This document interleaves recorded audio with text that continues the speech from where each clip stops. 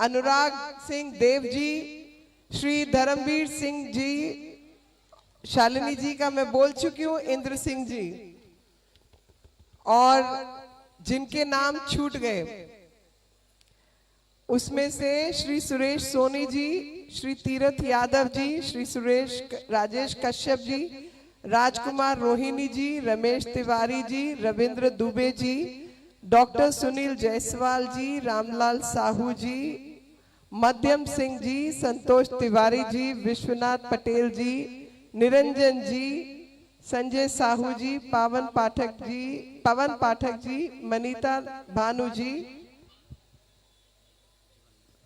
मुरारी गुप्ता जी, जीवन मिश्रा जी, रामलाल साहू जी, गायत्री साहू जी, पवन जी, रवीश गुप्ता जी, वेंकट जी और श्री जी राव जी, निषाद जी, उपस्थित भाई बहन,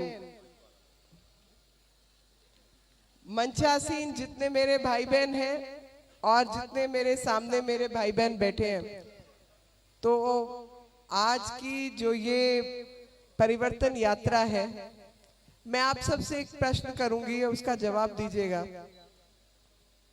आप मुझे बताइए कि जो कुछ हम लोगों ने 15 साल मेहनत करके छत्तीसगढ़ में सुशासन स्थापित किया था, आज कुशासन है कि सुशासन है? जरा जोर से बोलिए। तो कुशासन को सहेंगे या परिवर्तन करेंगे? सहेंगे या परिवर्तन करबो? परिवर्तन करबो। तो परिवर्तन करने के लिए क्या करना पड़ेगा? परिवर्तन करने के लिए सही संदेश हर घर, हर व्यक्ति तक पहुंचाना पड़ेगा। और उस परिवर्तन में एक बहुत छोटा सा प्रश्न है, अगर मैं आपको अपना भाई बहन मानती हूं, अगर मैं मानती हूं निस्वार्थ भाव से आपके प्रति स्नेह का भाव है, तो मैं आपको बदलने का प्रयास करूंगी या आपको स्वीकारूंगी? बताइए, स्वीकारूंगी, बदलूंगी? स्वीकारेंगे ना भाई? अगर मेरी किसी बहन ने ये हरे रंग की साड़ी पहनी है, तो मैं इसको कहूंगी कि नहीं, तू पीली पहन के आएगी तभी मेरी मित्र होगी, हरी में तू मेरी मित्र नहीं हो सकती। ऐसा होगा क्या? स्वीकारने का मतलब है जो व्यक्ति जैसा है उसको वैसे ही अपनाना। लेकिन जो लोग धर्मांतरण करते हैं वो स्वीकारते हैं क्या? वो आपसे नफरत करते हैं तभी तो धर्मांतरित करते हैं। कहीं ना कहीं वो हमें अपने से कम समझते हैं, हमें अस्वीकार करते हैं, हमारे मान सम्मान के साथ खिलवाड़ करते हैं, तो धर्मांतरित करते हैं ना। अगर हमारे प्रति श्रद्धा का भाव हो, सम्मान का भाव हो, इज्जत का भाव हो, तो कोई क्यों किसी को धर्मांतरित करने जा रहा है? उसको तो स्वीकारना चाहिए, जो है जैसा है अपना है। हम तो यही कहते हैं ना, हमारी तो मान्यता यही है कि जितने हमारे भाई बहन हैं वो हमारे ही हैं, अपने जैसे हैं, जो जो है वैसा रहे। लेकिन वो हमें स्वीकार्य ही नहीं, बल्कि उसका मान सम्मान हमारे हृदय में है, उसके प्रति श्रद्धा का भाव है। तो जनजातीय समूह जितने रहे, वनवासी हमारे भाई बहन जितने रहे, उनके प्रति स्नेह के भाव के चलते लगातार केंद्र सरकार योजनाएं लेकर आई। चाहे तेंदुपत्ता खरीदारी का मामला हो, चाहे वन से उत्पाद को खरीदने का मामला हो, उन सब पे काम किया, पट्टे बढ़ाने का काम किया। लेकिन राज्य सरकार ने उस सब काम को विफल करने का काम किया और धर्मांतरण की तरफ अग्रसर होने का काम किया। तो कहीं ना कहीं हमारे प्रति उनके मन में श्रद्धा और सम्मान का भाव नहीं है। अगर श्रद्धा और सम्मान का भाव होता तो किसी को भी हम धर्मांतरित करने का काम नहीं कर रहे होते। जो केवल स्वीकारने का नहीं बल्कि इज्जत और मान सम्मान का विषय है, कितना झूठ बोला है। आप क्या कहते हैं झूठ बोलने वाले को? जोर से बताइए, क्या कहते हैं? तो अभी एक और आए बहुत बोलने वाले, उसको क्या कहते हैं? बबड़ा।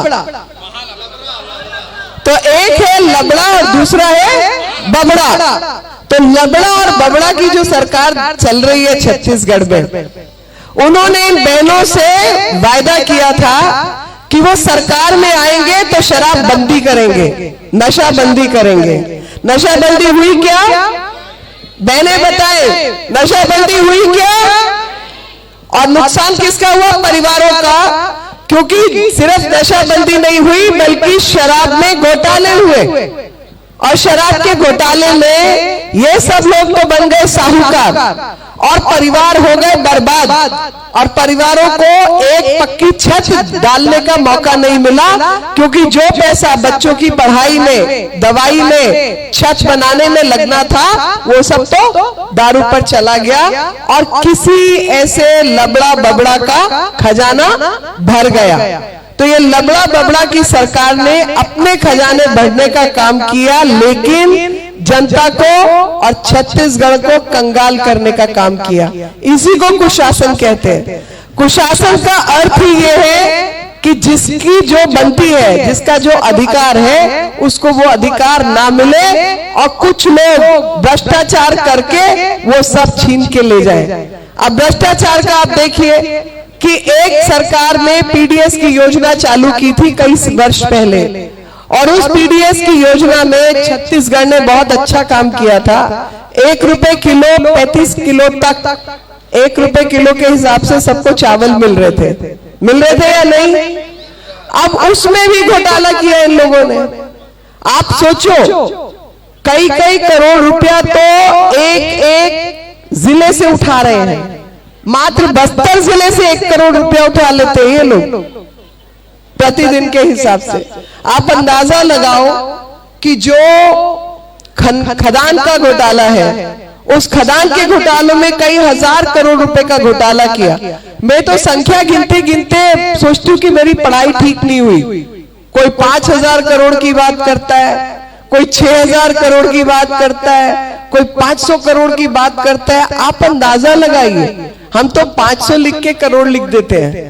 अगर 500 करोड़ संख्या में लिखना पड़े तो उल्टी गिनती चालू करनी पड़ेगी, इकाई, दहाई, सैकड़ा से शुरू करना पड़ेगा, और तब गिन के बताएंगे कि 500 करोड़ में कितनी जीरो आती है। तब बताएंगे 5,000 6,000 करोड़ में कितनी जीरो आती है। इतनी जीरो, इतने बड़े बड़े घोटाले, जहां पे संख्या गिनना कठिन हो, लेकिन इन लोगों की भूख देखिए, वो खत्म ही नहीं होती। छत्तीसगढ़ को एटीएम बना के रख दिया है। छत्तीसगढ़ कांग्रेस पार्टी का एटीएम बन गया है, और पूरी पार्टी को चलाने के लिए सब पैसा इधर से इकट्ठा किया जा रहा है, और जिसका नतीजा ये है कि लोगों को जो लाभ मिलना चाहिए वो नहीं मिल पा रहा। अब आप मुझे बताओ, गौ रक्षा, गाय के प्रति मान, प्रेम, ये तो हम सबका फर्ज बनता है, ये तो हमारा संस्कार है, संस्कृति है। कई हजार गायें सड़क पर कैसे कट के मर जाती हैं जी? आपके इलाके में क्यों ज्यादा गाय सड़क पर कट के मर रही है? क्योंकि उनकी व्यवस्था नहीं है, या प्लानिंग के तहत उनको सड़क पर गिरा के मारा जा रहा है? दोनों में से कुछ बात। मगर जो भी है, गाय हत्या ही है ना। अगर सड़क पे गाय मरती है, गाड़ी के नीचे आती है, तो वो गौ हत्या में ही गिना जाएगा। एक तरफ गाय की हत्या हो, दूसरी तरफ गोबर का घोटाला हो। जिन लोगों के पास पशु नहीं है, उनके खाते में कई लाख हजार रुपया चला जाए, उसका क्या मतलब है? जिसके पास गाय है, उसके पास पोषण के लिए, उसके भोजन के लिए पैसा नहीं है, लेकिन अन्य लोग उसमें घोटाला कर रहे हैं। जिस किसान को हम खाद देने की बात करते हैं, जब हम कहते हैं कि किसान को मिट्टी की उर्वरकता बढ़ाने के लिए प्राकृतिक खाद चाहिए, और इसलिए गाय के गोबर की खाद बेहतर होती है, लेकिन 2 रुपए किलो के हिसाब से गोबर खरीदना और उसी किसान को 10 रुपए किलो के हिसाब से गोबर की खाद बेचना, आप मुझे बताइए कहाँ का न्याय है? उससे तो जिस किसान के पास गाय है, पशु है, उसको खाद बनाना सिखा दो भाई। वो अपने आप गड्ढा करके मिट्टी डाल के उसके ऊपर थोड़ा फूस और पानी डाल के 3 महीने में खाद तैयार हो जाएगी और प्योर खाद तैयार होगी। उसको मिट्टी मिक्स करके उसमें भी झालमेल करने की जरूरत नहीं होगी, उसको असली खाद उसके घर में पहुंच जाएगी। तो 2 रुपए का उसको बेचना नहीं पड़ेगा और 10 रुपए का उसको खरीदना नहीं पड़ेगा, लेकिन दोनों तरफ 2 रुपए बेचो और 10 रुपए में खरीदो, और वो भी प्रदूषित खाद खरीदो जिसमें मिट्टी मिलके आ रही है, असली खाद नहीं मिल पा रही है। उससे तो छोटा सा गड्ढा करके उसमें खाद जमा करके 2 गड्ढे बनाओ, मिट्टी से ढको और 3 महीने में खाद तैयार, 3 हफ्ते में खाद तैयार। गर्मी पड़े बारिश पड़े तो और जल्दी तैयार, उसके लिए बहुत मेहनत नहीं करनी है, प्राकृतिक रूप से खाद तैयार है। लेकिन गाय के गोबर में भी कोई घोटाला कर सकता है तो आप अंदाजा लगाइए कि उसने कितने बड़े बड़े घोटाले किए। पीएससी का घोटाला, भर्ती का घोटाला, बच्चों की पढ़ाई का घोटाला, चपरासी जो लगते हैं दफ्तरों में उसका घोटाला, और जवान बच्चे को नौकरी क्या मिल रही है आजकल, क्योंकि काम ही नहीं है तो उसको नौकरी मिलती है घर घर दारू पहुंचाने की नौकरी, कि खुद भी बर्बाद हो बाकी 150 लोगों को और बर्बाद करो, लोगों के घर खराब करो। प्रधानमंत्री आवास योजना में सबको जिसकी छत पक्की नहीं है मकान देने का वायदा हुआ, 8 लाख लोगों को मकान दिए भी गए, 16 लाख लोगों की गिनती भी हो गई, लेकिन जो छोटा सा अंश मात्र 10% या जो भी अंश है राज्य सरकार का, वो नहीं देने के कारण वो प्रधानमंत्री आवास योजना के मकान उन लोगों को नहीं मिल पाए। आप बताइए, सब लोगों ने केंद्र में मोदी जी की सरकार को भी जिताया और राज्य में लबड़ा बबड़ा की सरकार को भी जिताया, तो जब सरकारों को जिताया उनका फर्ज बनता है अपनी जनता का ध्यान रखना या नहीं, बनता है या नहीं? तो मोदी जी ध्यान रख रहे हैं और ये लोग धोखा कर रहे हैं। और धोखा क्या कर रहे हैं? छोटा छोटा अंश जो राज्य सरकार का बनता है वो नहीं देकर स्कीम को फेल करने का काम कर रहे हैं, और लोगों को गुमराह करने के लिए, लोगों को बहकाने के लिए। क्या बोला कल? कोई बटन दबाता है तो किसान के खाते में पैसा पहुंचता है।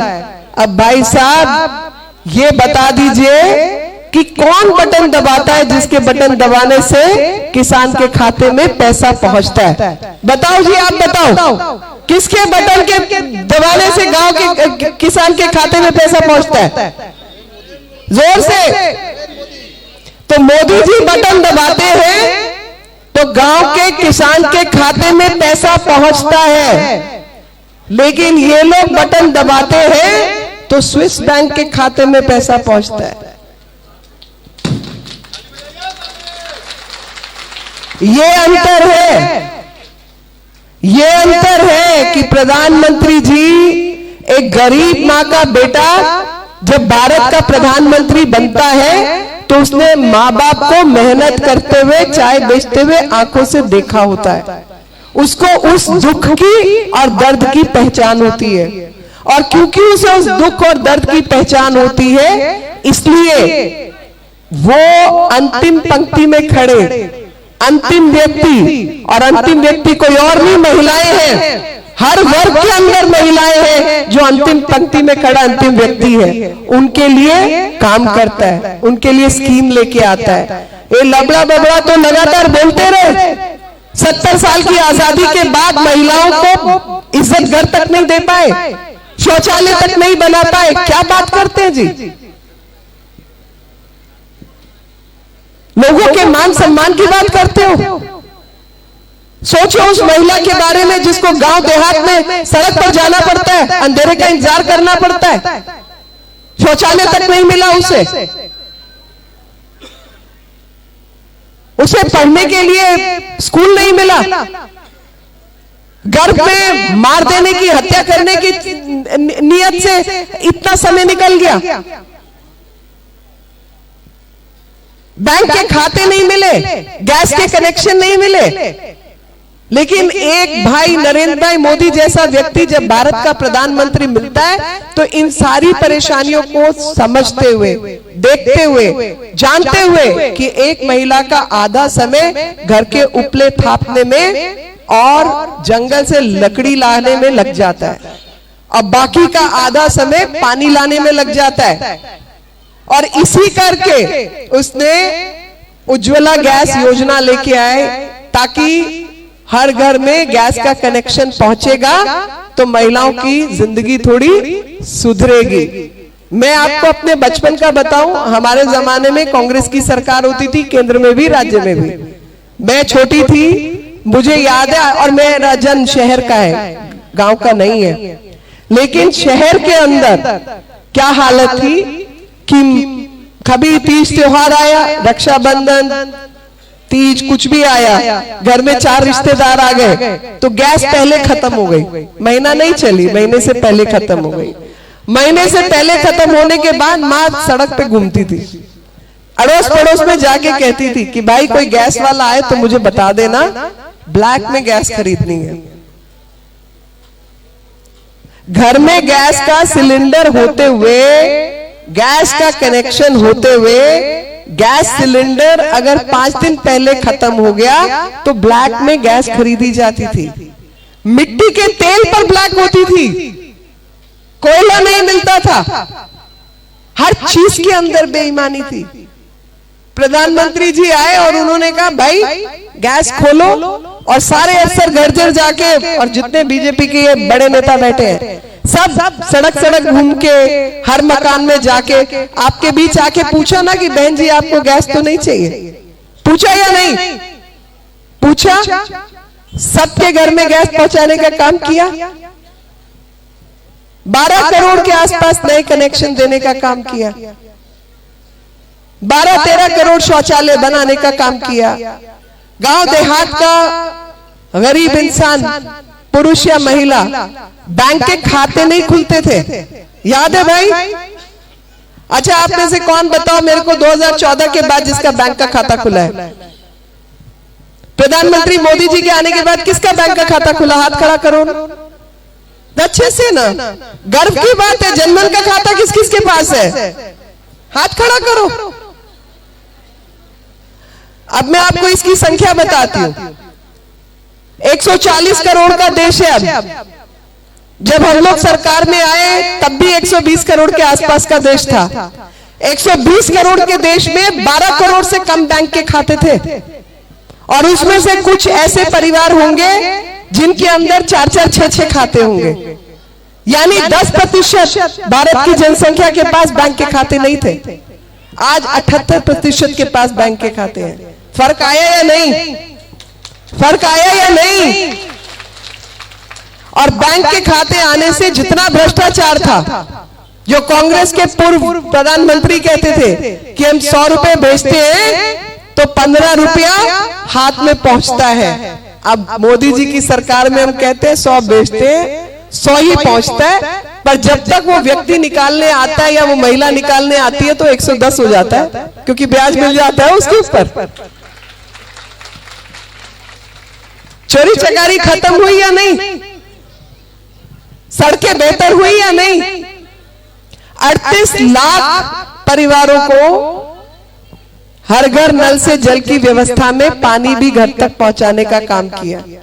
जबकि पानी पहुंचाना पंचायत या म्युनिसिपैलिटी का काम होता है, लेकिन प्रधानमंत्री जी जब प्रधानमंत्री बने उन्होंने देखा भाई देश की स्थिति ठीक नहीं है, देश की महिलाओं के पास पानी की व्यवस्था नहीं है, और केंद्र सरकार ने एक नया मंत्रालय बनाया जल शक्ति के नाम से, ताकि हर घर में पानी पहुंचाने का काम किया जाए। अगर राज्य सरकारों के ऊपर छोड़ा तो पता नहीं कितना पूरा होगा, कितना पूरा नहीं होगा।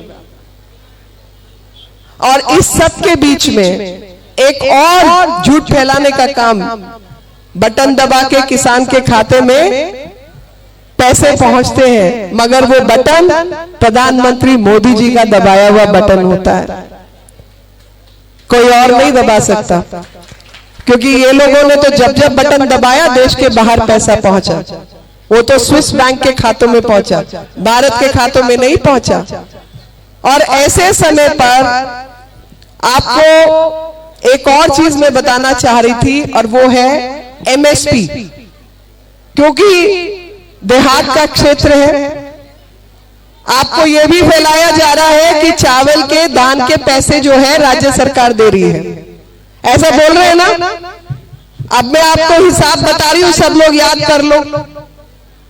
हिसाब ये है कि केंद्र सरकार ने कहा है, ओ बच्चे बात पे पानी बांटना, भाई ओ भाई बाद में, अभी शांति से बैठो।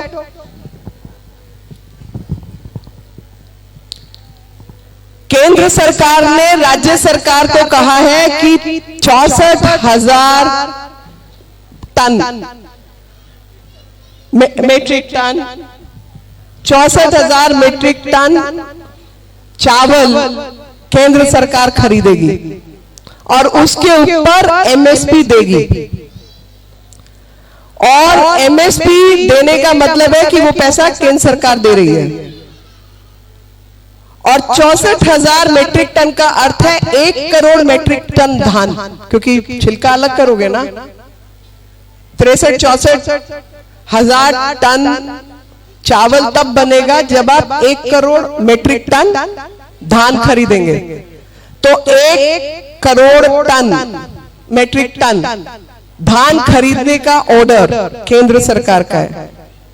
और 2200 से कुछ ऊपर 2200 2250 प्रति टन के हिसाब से जो पैसा है वो केंद्र सरकार दे रही है, और राज्य सरकार उसमें मात्र 600 रुपया दे रही है। अब आप मुझे बताओ, 600 बड़ा या 2200? जोर से बताओ, मेरी बात समझ आई कि ज्यादा पैसा केंद्र सरकार दे रही है। वो कहते ना कि हवन तो करवाओ तुम, चुटकी भर आके आहुति डाल दी मैंने, आखिरी आहुति, और कह दिया हवन हो गया। भाई ऐसे नहीं होता ना। अब घी तेल मज्जा वो सब तो औरों ने डाला, और जिन सब ने वो डाला वो पुण्य भी उन्हीं का है। मैंने चुटकी डाली तो मुझे चुटकी भर ही पुण्य मिलने वाला है। यज्ञ का पूरा फल नहीं मिलेगा, जितना किया उतना मिलेगा। कर्म का फल तो कर्म के हिसाब से मिलता है। तो एक है केंद्र की सरकार जो 2200 से ऊपर दे रही है, उसको बुझाने के लिए इन्होंने कहा 600 मेरा भी ठीक, आपको तो फायदा मिला वो रखो, मैं उसको रखने को मना नहीं कर रही, लेकिन तरकीब समझो। तरकीब है कि 2200 वाले को झुटलाने के लिए काम किया जा रहा है। इसलिए आपको समझना है कि मोदी जी है तो मुमकिन है, क्योंकि 2200 रुपए देने का काम उन्होंने किया है। और हमारी जितनी बहनें हैं 33% का आरक्षण सब विधानसभा से लेके लोकसभा तक का, वो भी प्रधानमंत्री जी ने बिल पास किया है। और ये कहकर बिल पास किया है कि बेटी बचाओ बेटी पढ़ाओ तो है ही, पर अब बेटियों को नेता भी बनाओ, उन्हें आगे भी बढ़ाओ, ताकि उनकी नेतृत्व क्षमता से देश को लाभ मिले। वो महिला सोचती है अगर महिला नेतृत्व में होती तो वो सबसे पहले डिस्ट्रिक्ट के अंदर शौचालय बनाती, शौचालय का डिजाइन भी ऐसा करती कि पुरुषों की निगाह उधर ना जाए, क्योंकि महिला ऐसे ही सोचती है। पुरुष का दिमाग उधर नहीं चलता जी, उसी का खामियाजा भुगत रहे। तो इसलिए महिलाओं के द्वारा जब देश की विकास यात्रा में वो शामिल होंगी तो नए नए बीमारियों के उपचार भी निकलेंगे। जब उनकी भागीदारी नहीं होगी तो उनकी समझ का फायदा भी देश को नहीं मिलेगा। और सबका साथ सबका विकास और सबका प्रयास में महिलाओं के प्रयास से क्यों देश वंचित रहे? महिलाओं का भी प्रयास लगना चाहिए, लगना चाहिए या नहीं? बहनों का प्रयास लगना चाहिए या नहीं? अरे इतनी धीरे आवाज में तो सुनेंगे ही नहीं, जोर से बोलो। बहनों का प्रयास लगना चाहिए या नहीं? अब भाई भी बहनों की मदद करेंगे, करेंगे या नहीं?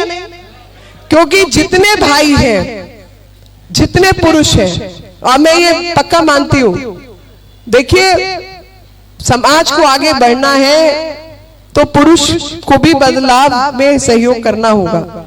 हम सब जो भी जिस जिस स्थान पे हैं, हमारे पिता ने हमारी मदद की, भाई ने मदद की, बच्चों ने मदद की, पति ने मदद की, उनका सहारा था तो यहां तक पहुंचे या नहीं। तो ऐसे ही पुरुष वर्ग केवल पुरुष नहीं है, पुरुष वर्ग भी पिता है, भाई है, पति है, उसको भी दुख होता है। आसपास जब षड्यंत्रकारी गतिविधियां चलती हैं, जब समाज में अपराध बढ़ता है, उसको भी दुख होता है।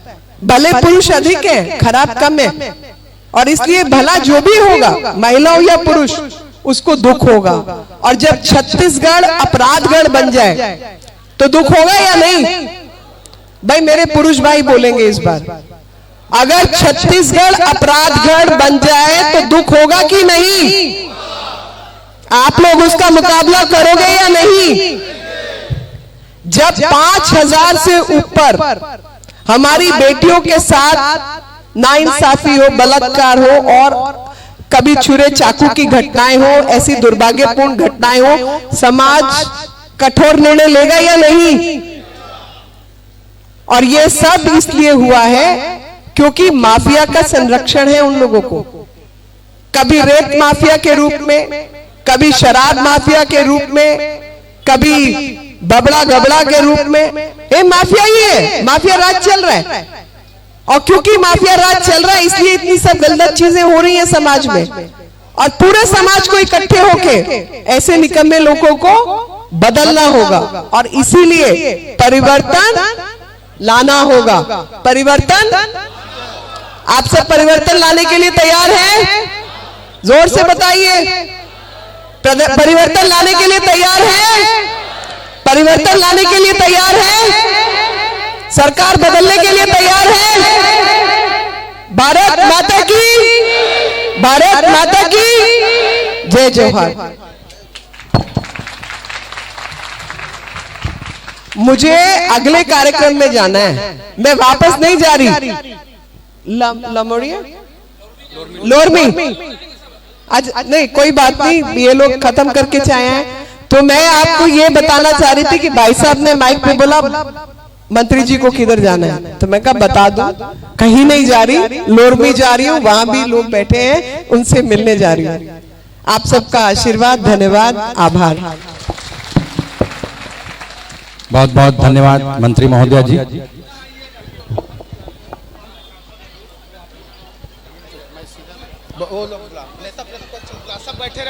आप सबसे निवेदन है कि बैठिए, जाएंगे नहीं अभी। हमारे रथ यात्रा के मुख्य वक्ता माननीय श्री नारायण चंदेल जी, नेता प्रतिपक्ष छत्तीसगढ़ शासन से मैं निवेदन करूंगा वो आए और संबोधित करें।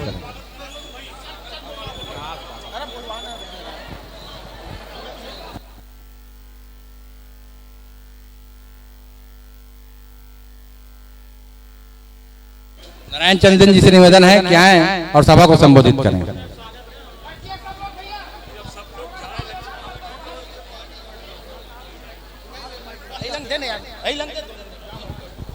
बोलिए भारत माता की, भारत माता की। अपने अपने जगह बैठ जाइए सब लोग, 5 मिनट के लिए अपनी जगह पर सभी बैठ जाएं। माताएं, बहनें, नौजवान मित्र अपनी जगह पर बैठ जाइए।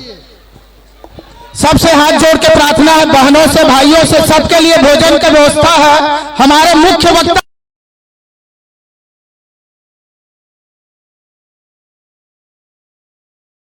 और आप सबको संबोधित करेंगे, फिर उनके वक्तव्य के बाद आप सब भोजन के लिए जाएंगे। आप सबसे प्रार्थना, 5 मिनट और बैठें।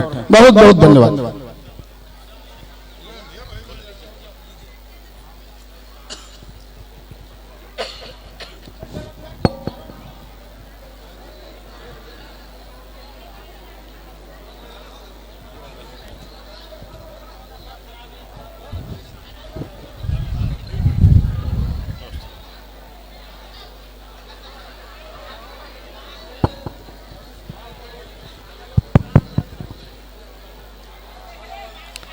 बोलो महामाया देवी की।